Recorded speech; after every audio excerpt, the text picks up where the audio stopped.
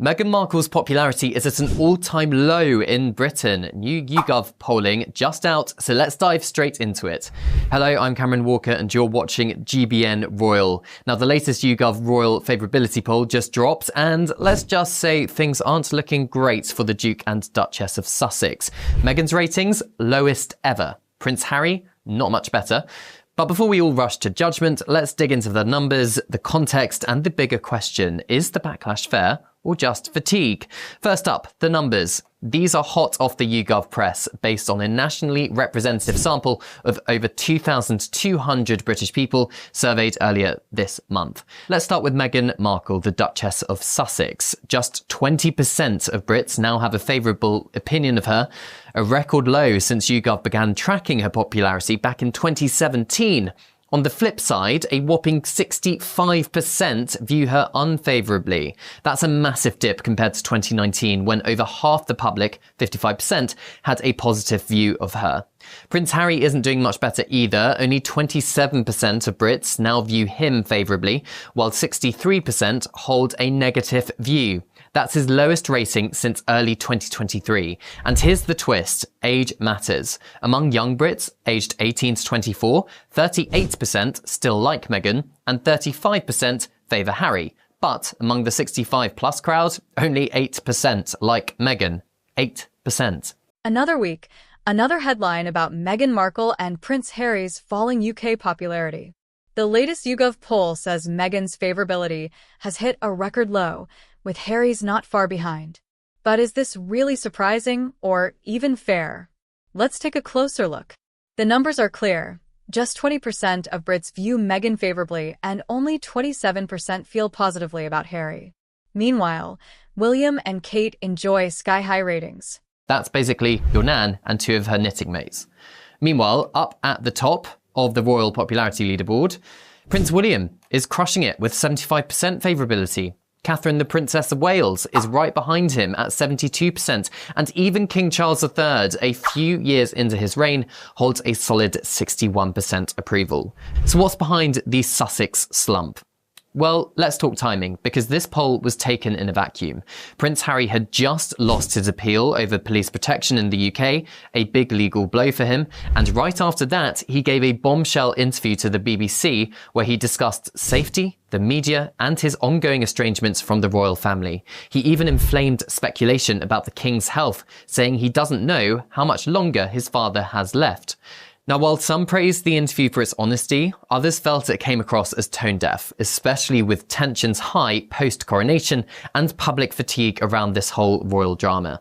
Then there's Meghan. She's been incredibly busy. She's relaunched her Instagram, started a new lifestyle brand called As Ever, and wrapped filming on not one, but 2 seasons of her Netflix show With Love Meghan. An early buzz? Well, it was mixed. Some viewers called it a soft and sweet binge, others thought it felt a little too curated, a little too commercial, and perhaps not authentic. And that's where things get murky, because honestly, it feels like whatever Meghan does sometimes, people still pick holes in it. Start a business, a cash grab. Stay quiet, she's hiding. Speak out, too much. Say nothing, too cold. There's been criticism of everything from her wardrobe to her podcast tone of voice to the font of her new product labels. So the question is, are we being fair to Harry and Meghan, or is this just public overexposure and royal fatigue setting in, or is this criticism warranted? Some argue that the couple's attempts to step back from royal life while still being public figures is a contradiction. Others point out that they're being judged for trying to tell their side of the story, although, in the late Queen's words, recollections may vary. Those words were sparked by the 2021 Oprah Winfrey interview, which sparked global conversations around racism, mental health, and royal secrecy. Some felt empowered, others betrayed. It's complicated, but it did destroy trust between Prince Harry and the working royals. Now let's get back to those numbers, especially that generational gap. Younger Brits are consistently more supportive of Harry and Meghan. Nearly 4 in 10 Gen Zers still hold a positive view of Meghan compared to just 8% of boomers. Why the divide? Well, young audiences are more likely to engage with content on social media, where Meghan and Harry's message often gets more sympathetic framing.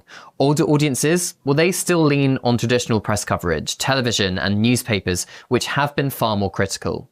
This isn't just a royal story anymore, though. It's a culture war battleground. Values, media trust, race, gender roles, it's all in the mix. So can Meghan and Harry bounce back?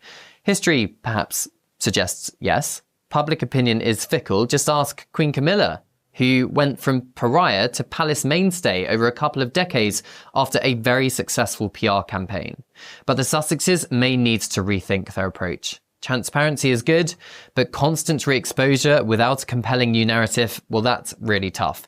And fair or not, the British public opinion loves consistency. Perhaps that is why the Prince and Princess of Wales, who have kept mostly out of all this drama, are faring well with the British public.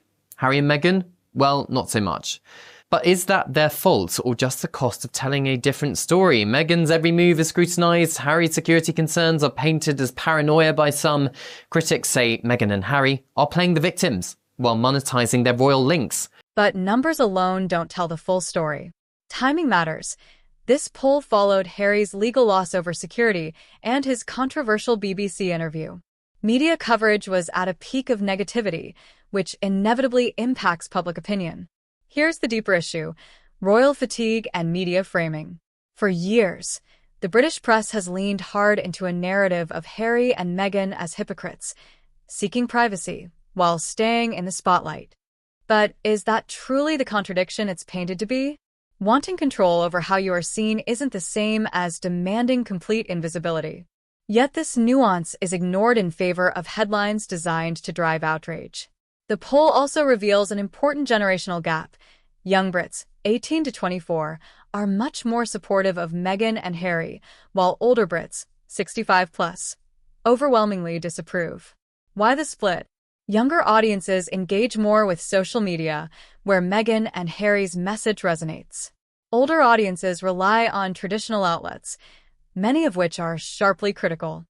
Supporters say they're human beings trying to navigate one of the world's most ancient institutions while raising their two young children, building something of their own. So what do you think? Are Meghan and Harry being unfairly treated, or have they made such a PR misstep after misstep, and is all this criticism actually warranted? Is this Britain showing its royal preferences or something deeper? YouGov poll reveals Meghan Markle, Duchess of Sussex, I'd bow or curtsy, popularity with the public has hit an all-time low. And that.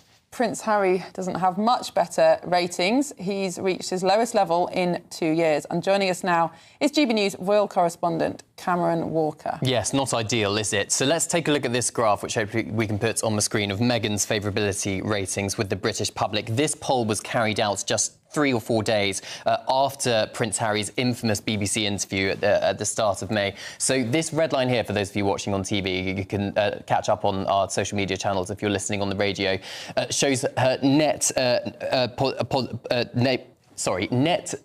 positive rating. So the line at the bottom shows how popular she was before she left as a senior royal, and then how it dipped when they left in 2020, Harry and Meghan, and how it's continued a steady decline since. So at the moment, currently 20% of Britons only have a positive view of her. 65% see the Duchess negatively. Of course, in the last few months, she has relaunched her Instagram to try and rebrand herself. She's launched her own lifestyle business as ever. And of course, she's done that Netflix series with Love, Meghan, which did have mixed reviews. Some people just liked it as an easy watch. A lot of people clearly thought it wasn't great and was painting this picture of Meghan, which wasn't perhaps the truth. For example, wasn't filmed in her own kitchen. Ridiculous. Meanwhile, Harry, he's not doing very well either. As I said, this poll was conducted just a couple of days after that BBC interview, where the tracker found only 27% of Britons have a positive view of him, 63% a negative view. Just to remind people, Cameron, in the BBC interview, this is where he raged about the decision of the courts to not allow the taxpayer to pick up the bill for his protection when he's here, unless he's on official royal duties. Yes, so this... He's not officially a royal anymore. That's going to be very, very rarely. Yeah, absolutely. So he lost his appeal over his security case, and just a couple of hours after, he sat down with the BBC, basically saying it was incredibly unfair in his opinion, and that the state is basically out to get him, the institution is out to get him as well. Whether he will appeal to the Supreme Court, we're not so sure, but of course it was a bit of a rant, and also it's the trust with the senior royals, which again has been eroded here, because any olive branch which came... And in that interview, which was the most shocking part for me, when he said on air, I don't know how long my father's got. Unbelievable that a son would speak about his father's mortality in that way. Well, absolutely, and I think a lot of people are pointing to the fact that he probably doesn't know the prognosis of the king. None of us do, but considering it's the king's son, that is quite speaking volumes, isn't it? Let's take a look at the popularity of the royal family in general, the second clip we've got for you, which shows perhaps the Prince and Princess of Wales are the most popular members of the royal family. Who'd have thought with the public. Who knew? Yes, 75%, three-quarters of Brits have a positive opinion of the heir to the throne, Prince William. Good. 72% have a favourability towards our future queen, the Princess of Wales. Interestingly, number 3, hardest working royal, Princess Anne, follows by the king. Good for her, because she really is a indomitable spirit, isn't she? Yeah. She really is. She's a kind of lady who you feel will go on and on forever and will still be riding horses when she's 100. Absolutely. I guess Meghan and Harry are grateful for Prince Andrew, because I imagine he's even less popular. And you can see Prince Andrew right at the bottom and Meghan just above Prince Andrew. She's only just above. She's only just above Prince Andrew. Do you not get the sense, though? I mean, obviously they've made themselves unpopular for all sorts of reasons. But do you not get the sense that there are some people in this country who enjoy a little bit too much constantly criticising Harry and Meghan when they don't even live here anymore? Well, why are YouGov polling this? They're not up for election. Do we need an opinion poll on Meghan Markle's popularity? Is this just another way of having a dig at her? I mean, it is an interesting point because, of course, some of these royals on the poll are not working members of the royal family, so therefore, do we actually care? They're not members of public interest, They are, I suppose, but the public are interested. He's the Duke and they are the Duke and Duchess of Sussex, and he rages on about But we treat this like a soap opera, and it's not. It's real people's lives, and you can think what you want, but should it be headline news?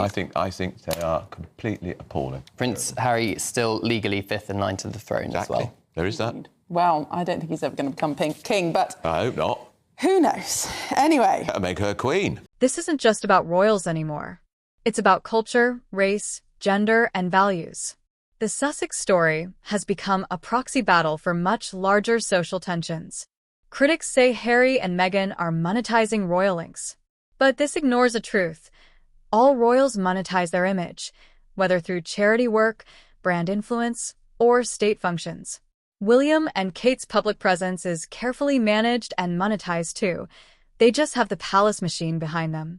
The outrage over Harry and Meghan doing the same independently reveals a double standard rooted in control, not ethics. Public opinion is fickle. Remember how Camilla went from reviled to respected. Meghan and Harry may yet shift perceptions again, but first, the media cycle needs to allow a more balanced conversation.